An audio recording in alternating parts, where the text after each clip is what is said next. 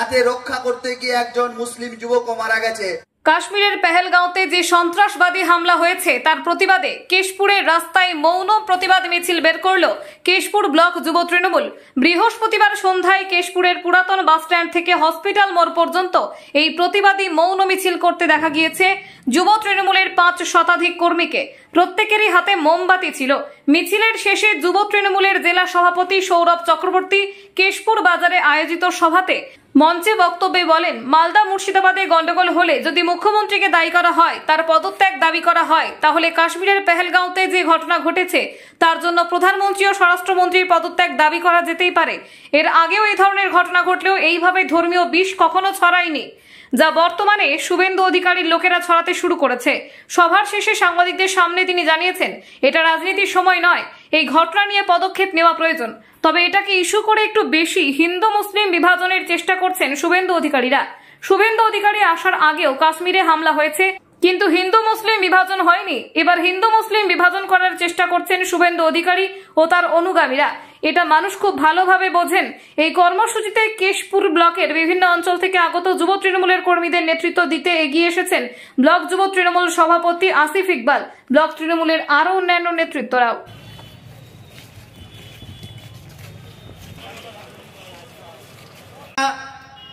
দ্বারা পরিচালিত হয়, যাদের নিরাপত্তার দায়িত্ব কেন্দ্রীয় সরকারের অর্থাৎ ভারতবর্ষের প্রধানমন্ত্রী নরেন্দ্র মোদী এবং ভারতবর্ষের স্বরাষ্ট্রমন্ত্রী অমিত শাহের, যদি পশ্চিমবাংলার মুর্শিদাবাদ মালদায় যদি কোনো ঘটনা ঘটে, পশ্চিম বাংলায় আইন শৃঙ্খলার কোনো ঘটনা ঘটে, তাহলে যদি কেন্দ্রীয় সরকার দাঁড়িয়ে বলে বাংলার মুখ্যমন্ত্রীর পদত্যাগ করা উচিত, তাহলে আর আজকের এই সভাটিকে আমাদের দাবি উঠুক, এই নির্মম হত্যার বিরুদ্ধে ভারতবর্ষের প্রধানমন্ত্রী এবং ভারতবর্ষের স্বরাষ্ট্রমন্ত্রীর পদত্যাগ করা উচিত।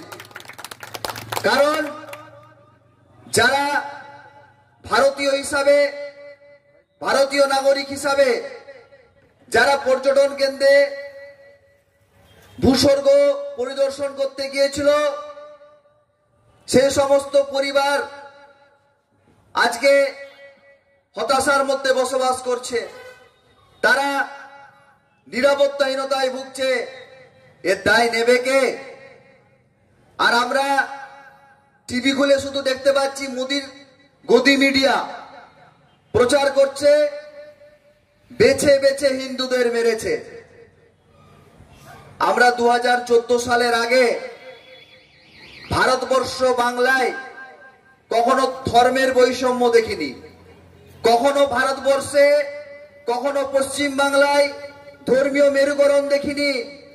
ধর্মকে রান্নাঘরে ঢুকিয়ে দেওয়া হয়নি, ধর্মকে মানুষের মধ্যে প্রবেশ করিয়ে দেওয়া হয়নি।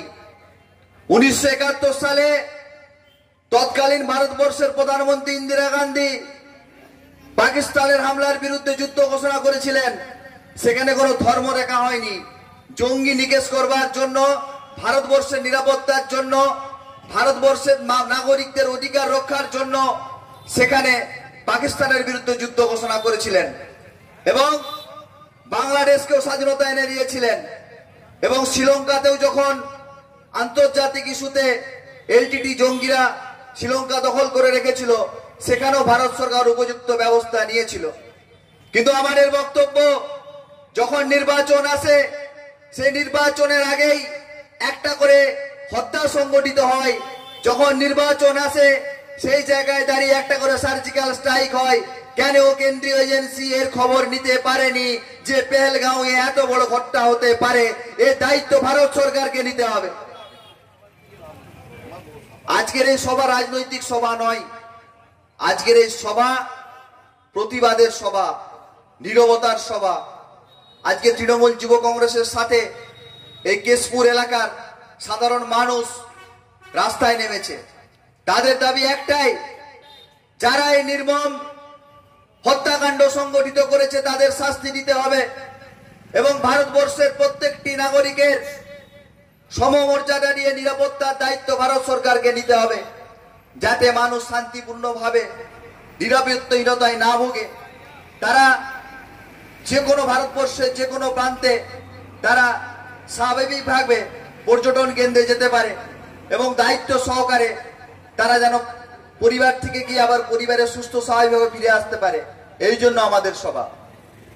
আমরা বলতে চাই, কেন্দ্রীয় এজেন্সি ব্যর্থ, অমিত শাহ ব্যর্থ এবং নরেন্দ্র মোদী ব্যর্থ। আর পশ্চিম বাংলার এক গাদ্দার, কালকে আমরা টেলিভিশনে দেখেছি, স্বামীকে হারিয়েছে, তার যন্ত্রণা আছে, পরিবার তার প্রিয়জনকে হারিয়েছে। সে যখন কলকাতা এয়ারপোর্টে নেমেছে, এয়ারপোর্ট থেকে বেরিয়ে আসছে, তখন বাংলার বিরোধী দলনেতা বলছে, বলুন হিন্দুদের মেরেছে। বাংলার বিরোধী দলনেতা, আপনি ভুলে গেছেন ওই পেহেলগাঁওয়ে যে 28 জন মারা গেছে, তাতে রক্ষা করতে গিয়ে একজন মুসলিম যুবকও মারা গেছে। তাই আপনি ধর্ম নিয়ে রাজনীতি করবেন না, ধর্ম আপনার কাছে রাখুন। ভারতবর্ষ বৈচিত্র্যের মধ্যে ঐক্যের দেশ, আমরা সবাই সংঘবদ্ধ, সমস্ত জাতি সংঘবদ্ধ।